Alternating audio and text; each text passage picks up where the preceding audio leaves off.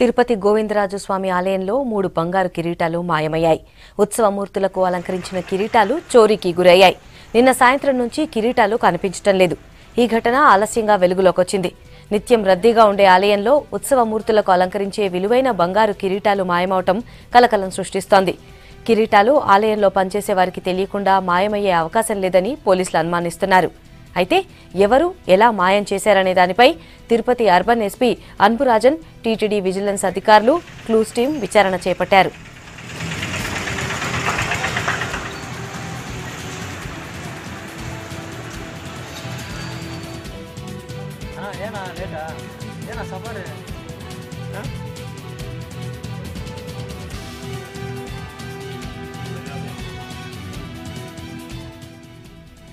ఆలయంలోని కళ్యాణ వెంకటేశ్వర స్వామి ఉపాలయంలో కొలువైన శ్రీదేవి భూదేవి సమేత మలయప్ప స్వామి ఉత్సవమూర్తుల కిరీటాలు కనిపించకుండా పోవటం వాస్తవమేనని ఎస్పీ స్పష్టం చేశారు.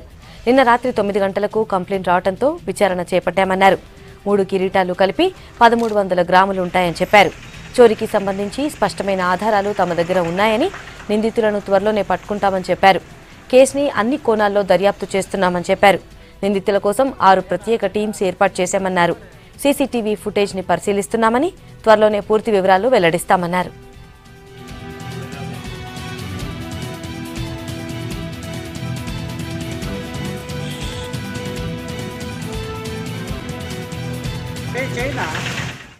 గోవింద్ స్వామి టెంపుల్ సెక్యూరిటీ గార్డ్ నుంచి కంప్లైంట్ వచ్చింది. 1300 గ్రామ్స్ వర్త్ అయిన క్రౌన్ క్రీటాలు, పద్మావతి మరియు లక్ష్మీ అమ్మవారి క్రీటాలు, వెంకటాచలపతి క్రీటాలు మిస్ అయినట్టు కంప్లైంట్ రావడం జరిగింది. కేసు కూడా నమోదు చేశాము. ఈస్ట్ పోలీస్ స్టేషన్స్ లో దర్యాప్తులు షురూ చేసి ఉన్నాము. స్పెషల్ బృందాలు డిఎస్పీ క్రైమ్స్ ఆధ్వర్యంలో ఒక 6 బృందాలు ఫామ్ చేయడం జరిగింది.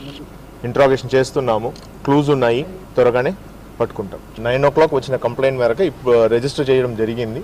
అన్ని రంగాల సీసీటీవీ కెమెరాస్, ఫుటేజ్లు, అదేవిధంగా టైంలో ఎవరెవరో అక్కడ ఉన్నారో వాళ్ళ అందరి మీద కూడా ఇంట్రాగేషన్ చేయడం జరుగుతుంది. అంటే నిన్న సాయంకాలం 6 గంటల ప్రాంతంలో మనకి గోవిందరాజు స్వామి టెంపుల్లో ఉన్నటువంటి శ్రీ వెంకటేశ్వర స్వామి ఉత్సవ విగ్రహాలకి ఉన్నటువంటి బంగారు కిరీటాలు 3 లేకపోవడం ఆలయ సూపరింటెండెంట్ చూడడం, దాని తర్వాత అక్కడ పనిచేస్తున్నటువంటి అర్చక స్వాములతో అడిగినటువంటి సందర్భంలో వారికి కూడా కనిపించట్లేదని సమాచారం వచ్చిన తర్వాత అక్కడ లోపలే అవన్నీ కూడా వెతికిన తర్వాత అవి కనిపించట్లేదని చెప్పి దాదాపుగా 7 గంటల ఆ ప్రాంతంలో టెంపుల్ డిప్యూటీ ఈఓ గారికి సమాచారం రావడం జరిగింది.